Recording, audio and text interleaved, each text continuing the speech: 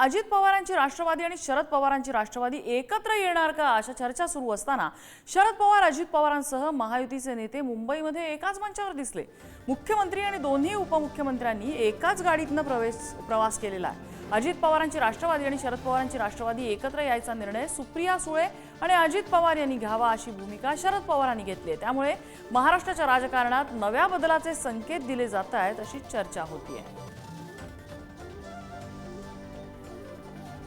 दोन्ही राष्ट्रवादी एकत्र येणार याच्या चर्चा राष्ट्रवादीमध्ये फूट पडल्यानंतर लगेचच व्हायला लागलेल्या होत्या। मात्र अजूनपर्यंत काही तशी चिन्ह दिसत नाहीयेत। आतापर्यंत या केवळ चर्चाच राहिल्या होत्या। मात्र पुढे काय होणार हे पाहावं लागणार आहे। दरम्यान शरद पवार यांनी घेतलेल्या या भूमिकेवर राष्ट्रवादीच्या नेत्यांकडून प्रतिक्रिया यायला सुरुवात झाली आहे। उद्धव ठाकरे आणि राज ठाकरे एकत्र येण्याच्या संदर्भामध्ये चर्चा सुरू झाली। त्यावेळेला म्हटलं होतं की सगळीच कुटुंब जी आहेत ती दुरावलेली आहेत एकमेकापासून।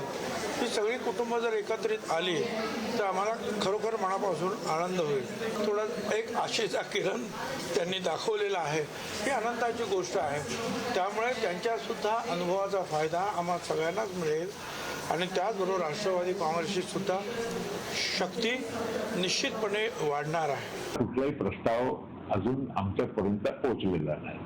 दुसरी गोष्ट महत्त्वाची आहे ते सगळं चर्चा करत असताना कोणी मी व्यक्तिगत माझा विचार मांडणं हे योग्य नाही। आम्ही सगळे लोक जे प्रमुख मंडळी आहोत चर्चा करू, त्याच्यानंतर ज्या विषयावर काही भाष्य करायचं असेल तर योग्य नाही।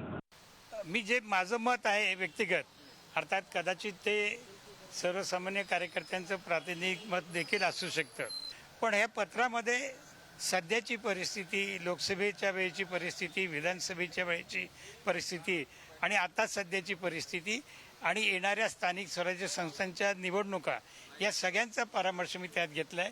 पॉझिटिव्ह निगेटिव्ह दोन्ही बाजू त्याच्यामध्ये मी त्यांना कळवलेल्या आहेत।